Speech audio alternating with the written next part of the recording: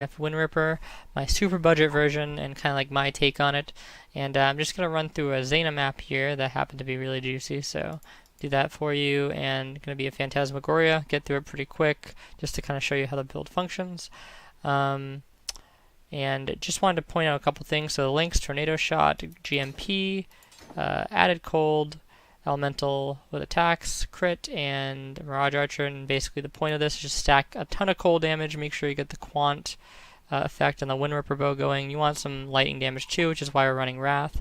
And in terms of the auras, this is kind of like the part of the build where you have Herald of Ice, Wrath, and Haste.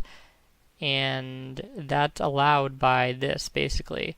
The Diadem Helm here, where we're casting off of our EB, which is fairly easy, because as you can see, it's kind of difficult to go you don't really need to cast many arrows, and then you run a Val Clarity for bosses or things that, take a little bit longer. And I'll show you how it works on the map, but just wanted to give that quick little explanation of things. So just my take on it.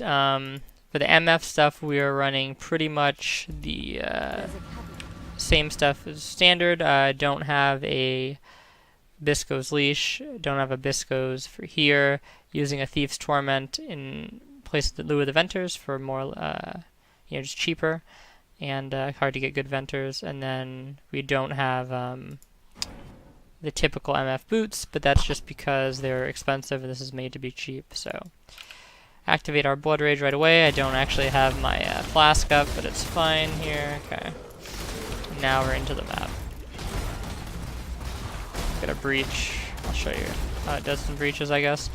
So the interesting thing about the Thief's Torment is that, in one sense, it looks like a shitty breach. We're just gonna keep going. But yeah, in one sense, it's not too good because she doesn't have health, right? And you can get higher quant rolls, obviously, on Venters. But the thing is that unless you have like really good Venters, Thief's Torment is a very good alternative option. And that's in part because of the life on hit is actually so powerful. If you notice, especially since I have semi-low amount of HP, it almost looks like I have Volpact when I'm going through some sections of the map.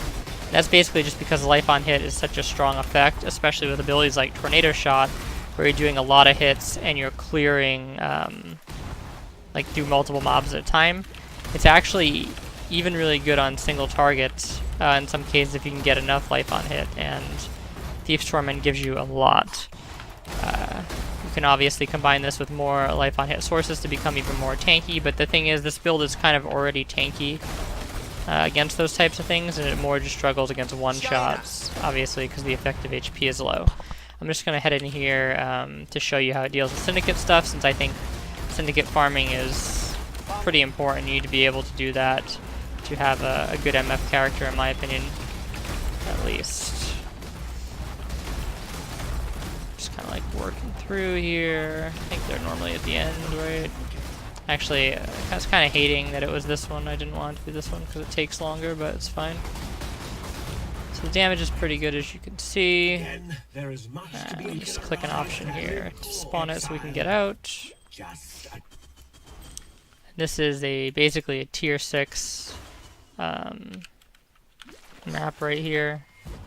The one thing that I suck at with this is I don't really play bow builds. This is kind of like my first play on a bow build in a while, especially since Mirage Archers come out, so I'm overfiring a lot, which is something you should try not to do, because Mirage Archer is actually a lot stronger than you think, and as long as it's actually active, it can clear a lot of these packs out.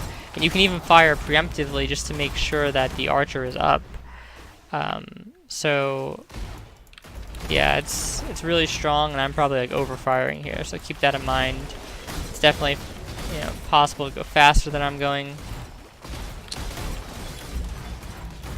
It's pretty much the map. We're gonna get in here and do the boss. When everything's up, it does a lot of boss damage. Look at this guy. As you can see.